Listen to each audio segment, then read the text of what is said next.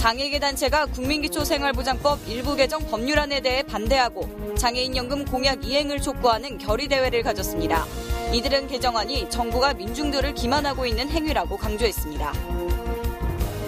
장애계 단체가 용인시청과 용인 동부경찰서에 대한 불법 진압 사태에 대해 진상규명을 촉구하는 기자회견을 열었습니다.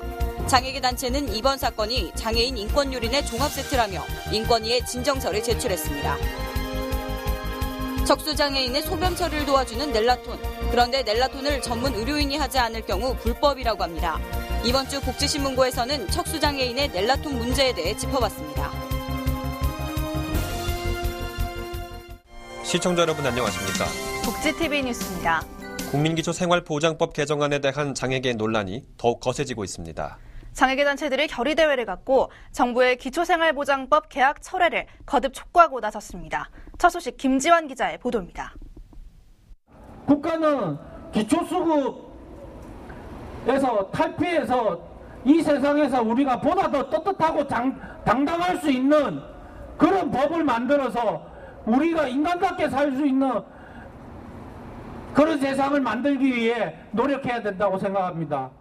장애계 단체들이 지난 17일 여의도 산업은행 앞에서 국민기초생활보장법 일부 개정 법률안은 민중들을 기만하는 행위라고 반발하며 결의대회를 열었습니다. 이날 결의대회에서는 유재중 의원이 발의한 일부 개정 법률안이 가져올 폐해를 이야기하고 박근혜 정부가 대선 당시 장애인연금 급여 인상과 대상 확대 공약에 대한 이행을 촉구했습니다. 또한 이번 결의대회에서는 여러 야당 의원들이 참석해 장애인연금 공약 파기에 대해 한목소리를 내며 공약 이행을 촉구했습니다. 박근혜 대통령은 대선 당시 장애인연금을 중증장애인 모두에게 지급하겠다고 공약했으나 소득 하위 70%로 축소했습니다. 야당 의원들은 정부의 장애인연금 대상소득 기준은 58만 원으로 터무니없이 낮다며 전체 중증장애인에게 지급돼야 함을 강조했습니다. 복지TV 뉴스 김지현입니다.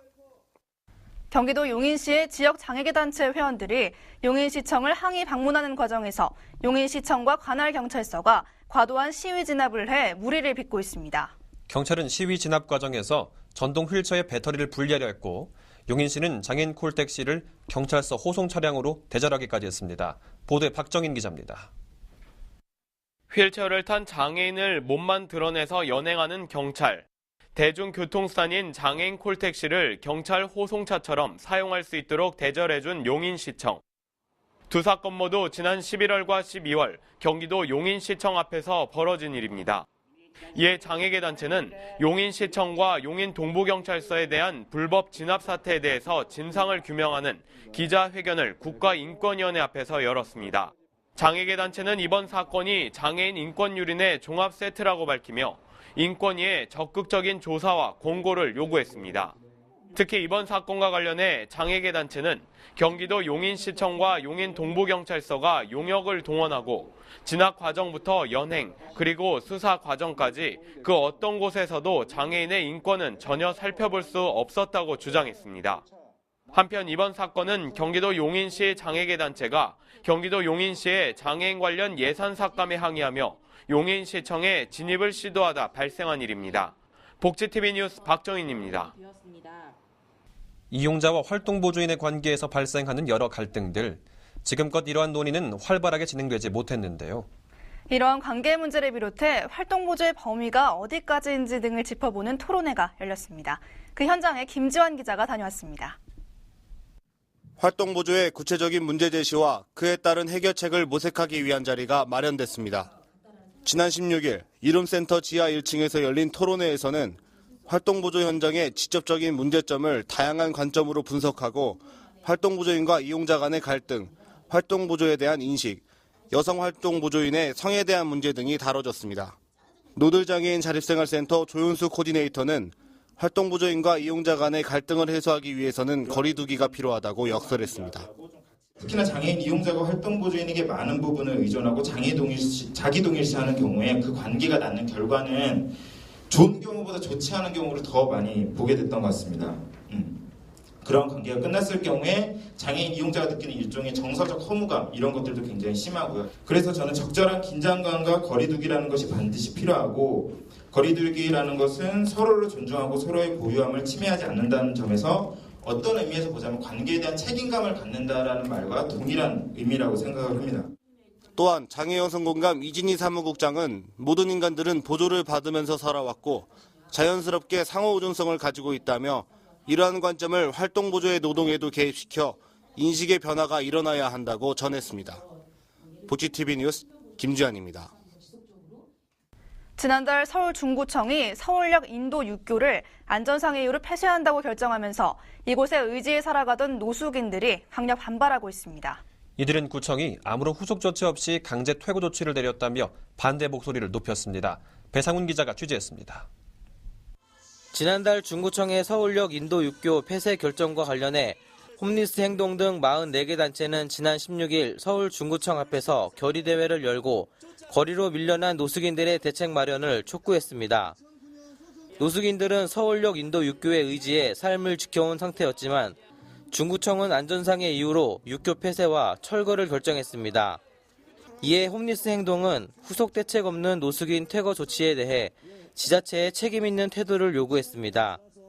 서울역 옆에 있는 구역사 인도 육교에서조차 거리 홈리스들이 머무지 못하게 내쫓고 있는 상황입니다. 이들을 위한 복지 지원이라든지 후속 대책을 반드시 마련을 해야 돼서 거리 홈리스들이 살 수 있는 그런 조건들을 만들어야 된다고 봅니다. 홈리스 행동은 서울에서 두 번째로 노숙인이 많은 중구가 노숙인들을 대책 없이 사지로 내몰고 있다고 지적하고 주거 안정을 위한 실질적 대책을 보장하라고 촉구했습니다. 복지TV 뉴스 배상훈입니다. 미래창조과학부와 한국정보화진흥원이 2013년 IT 체험 수기와 아이디어 공모전 시상식을 개최했습니다. 장애인이나 노년층이 보다 쉽고 편리하게 IT 기술을 활용할 수 있도록 한 다양한 작품들이 나왔다고 합니다. 박정인 기자입니다. 정보와 사회에서 필수적인 정보 활용 능력의 가치를 알리고 정보통신 보조기기나 IT 일자리 등에 대한 아이디어를 발굴하기 위한 자리가 마련됐습니다. 지난 28일 한국정보화진흥원은 2013 IT 체험 수기와 아이디어 공모전 시상식을 개최했습니다. 진흥원은 이날 시상식에서 장애인과 노년층, 결혼 이민자 등이 정보통신 보조기기와 IT 일자리 등을 주제로 제출한 작품들 18건을 수상작으로 선정해 시상했습니다.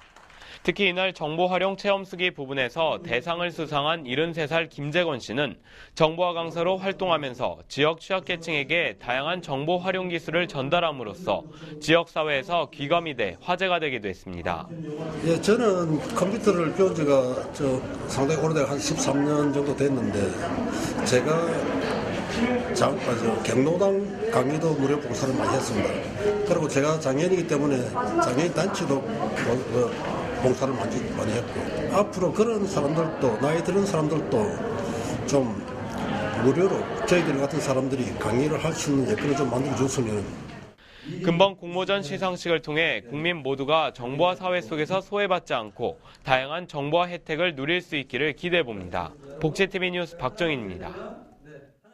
인구보건복지협회 제12대 회장에 손승미 신임 회장이 공식 취임했습니다.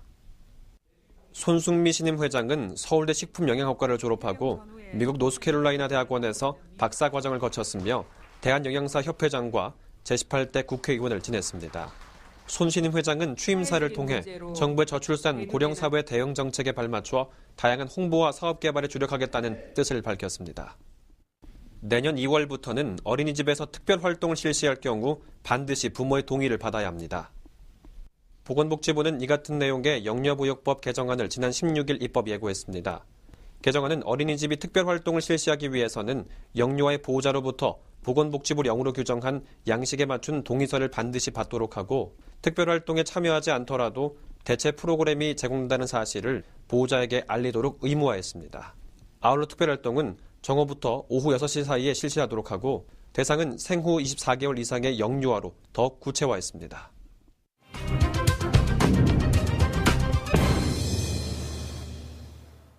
시청자 여러분은 화장실을 가고 싶을 때마다 병원에 가야 한다면 어떻게 하시겠습니까? 중추신경마비로 소변 처리가 자유롭지 못한 척수장애인들은 소변을 인위적으로 빼주는 넬라톤을 주기적으로 해줘야 하는데 이를 전문 의료인이 하지 않을 경우 불법이라고 해서 논란이 되고 있습니다. 이번 주 복지신문고에서는 척수장애인의 넬라톤 문제를 짚어봤습니다. 복제신문고 제작진에게 도착한 이메일 한 통. 소변을 인위적으로 배출시켜주는 넬라톤을 제때 하기가 어려워 고민이 많다는 내용이었습니다. 현행법상으로는 자신들이 하는 넬라톤은 불법 의료행위가 되기 때문에 활동 보조인들이 꺼려한다는 내용이었습니다. 넬라톤은 소변을 배출시키기 위해 요도에 관을 넣어주는 행위인데 척수신경마비로 소변 처리를 자율적으로 하지 못하는 척수장애인을 위한 소변 처리 방법입니다. 제보를 주신 한경숙 씨를 그녀의 사무실에서 만나봤습니다. 척수장애가 있는 한경숙 씨는 넬라톤 때문에 고민이 많았는데요. 저희 척수장애인들은 심한 중증인 경우에 화장실에 갈 수도 없고 앉아있는 이 상태에서도 방광이 차고 이런 것을 느끼면은 굉장히 힘듭니다.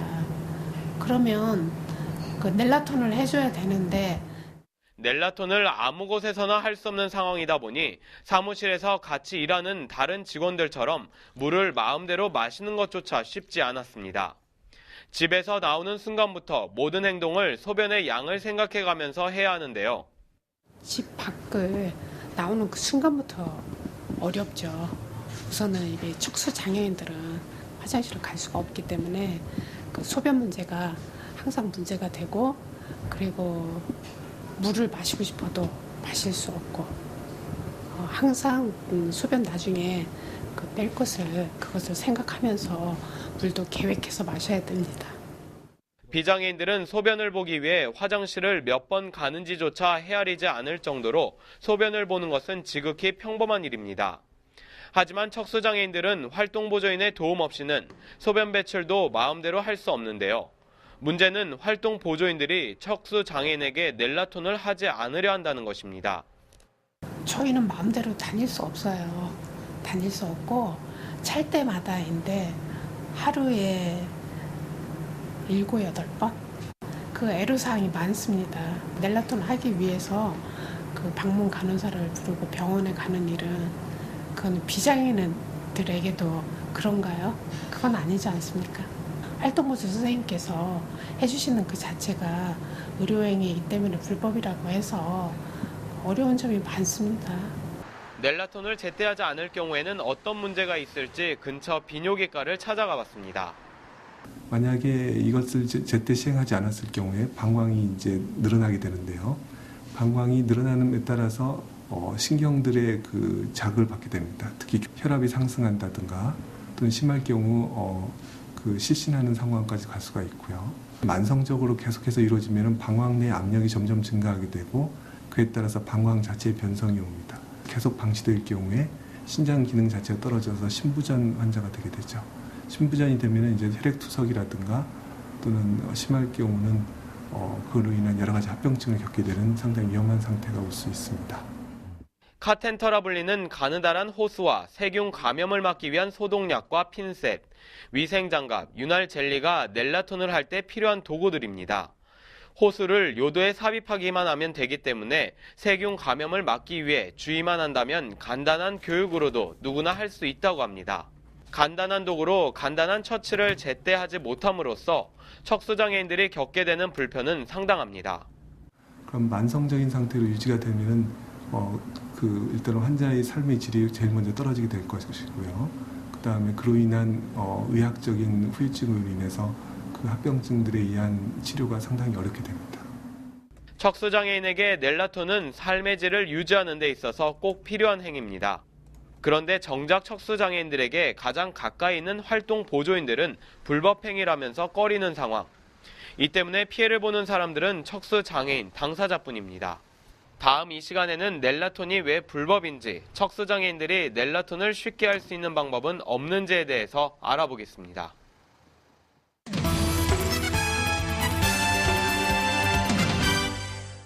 복지TV 네트워크입니다.